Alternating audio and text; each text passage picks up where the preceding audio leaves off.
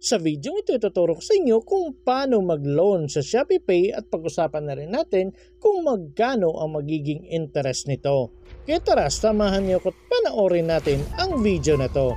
Pero bago yan, sa mga hindi pa nakasubscribe sa akin, kayo na ang bahala. So yun na nga, naka-fill up na tayo kahapon para ma-activate na yung Shopee loan natin sa ating Shopee Pay. At dahil sa under review pa siya, so ngayon i-check na natin. So punta lang tayo sa ating Shopee na application. And then pagkapunta natin dito, so i-click lang natin itong Shopee Pay. So itong nandito sa taas, itong may square. And then click ulit itong S-Loan. And then ganito na po yung nakita ko. Congrats, you have successfully activated your S-Loan. Then makikita nyo na po dito kung magkano yung limit na binigay nila sa inyo. So sa akin sa umpisa ang nilagay nila or binigay nila ay 3,750. Pero depende pa rin yan sa record niyo or kung magkano yung in-offer sa inyo ni Shopee. So pwede nyo po munang i-click itong later guys. At ganito na po yung makikita natin. So available credit limit nandito na. So ngayon proceed na tayo sa pag-loan. So para makaproceed tayo, i-click lang natin itong withdraw loan. At pagkatapos may makikita kayong ganito. So nandito yung 3,700. So pwede kayong mag-withdraw from 500 to 3,750 guys. Basta hindi lang bababa sa 500 at hindi lalagpas sa credit limit niyo na 3,700. So kung napapansin nyo, 3,750 yung offer sa atin. Pero ang maximum na pwede lang nating i-loan ay 3,700. So parang walang butal siya, eksaktong hundreds yung dulo ng pwede ninyong i-loan. So dito guys, pwede nyong i-type kung magkano lang yung gusto ninyong i-loan. For example, ayaw nyo ng 3,700, mga 1,000, 2,000 lang yung gusto ninyo, pwede nyong i-type dito. At pagkatapos dito naman tayo sa baba, sa pagpili kung ilang months ninyo gustong bayaran yung loan ninyo. So pwede kayong pumili dito kung 3 months ba, 6 months, or 9 months ninyong babayaran yung loan ninyo. So try natin itong 3 months. So kagaya niyan, 3 months yung pinili natin. Sa 3,700, ang magiging monthly natin ay 1,423 pesos. Pero mas maganda try nyo tanggalin itong check dito sa loan protection para mawala po yung dagdag na bayad sa inyong monthly payment. So kagaya niyan, kung may check, yung loan protection natin is 1,423 yung monthly natin, pero kung tatanggalin natin yan ay magiging 1,416 pesos yung monthly ninyo. So bali may dadagdag lang na 7 pesos. Pero depende pa rin yan guys, kung malaki yung amount niyo, so malaki din yung madadagdag dito. Pero nasa sa inyo na yan kung i-avail nyo yung loan protection or hindi na. So bali ang 1,416 sa 3 months ay magiging 4,248. So ang magiging total interest niya ay 548 pesos. So nasa mga 180 pesos yung interest niya monthly. Kung 3 months inyo kukunin at 3,700 yung ilo-loan ninyo. So ngayon dito naman tayo sa 6 months. For example, 6 na buwan ninyong babayaran yung 3,700, ang magiging monthly ninyo ay 799.81 pesos. So bali aabot siya sa 6 months ng 4,798 pesos. So i-deduct natin yan sa 3,700. So yung magiging total na interest niya sa loob ng 6 na buwan ay 1,098 pesos.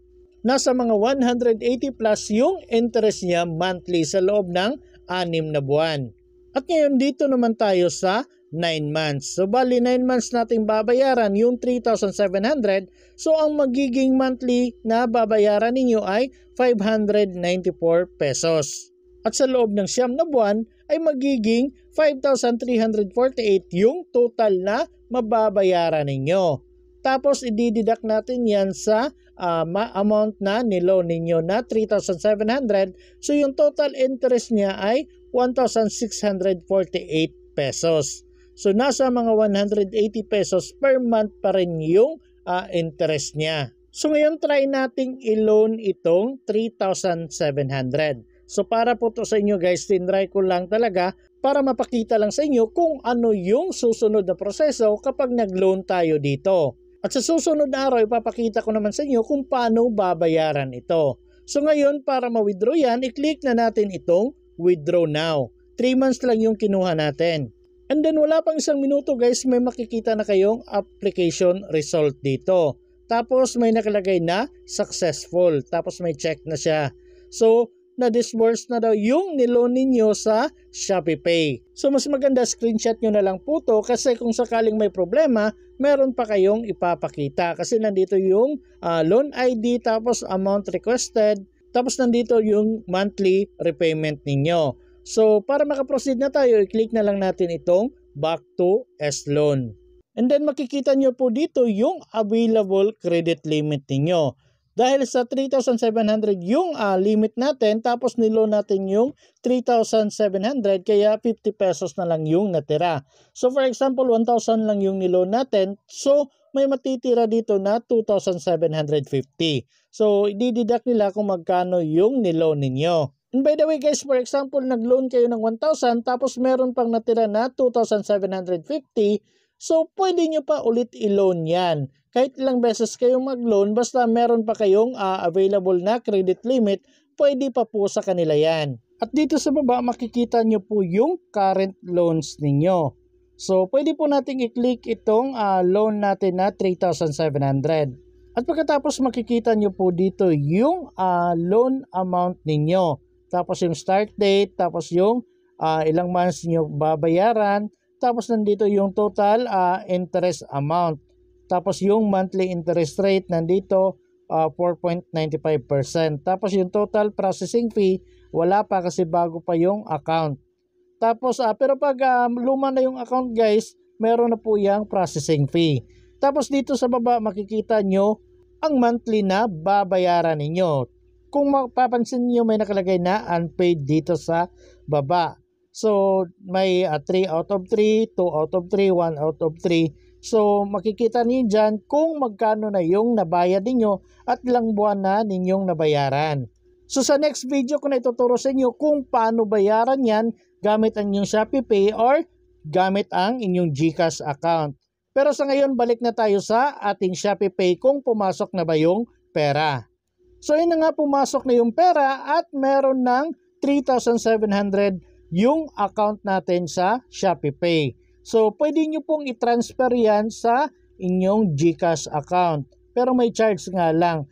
Sa next video ko, ituturo ko sa inyo kung paano i-transfer yung laman sa inyong ShopeePay papunta sa inyong GCash account or i-transfer ninyo sa inyong mga bank accounts. So, ganun lang po kadali at magagamit nyo na po yung pera na niloan ninyo.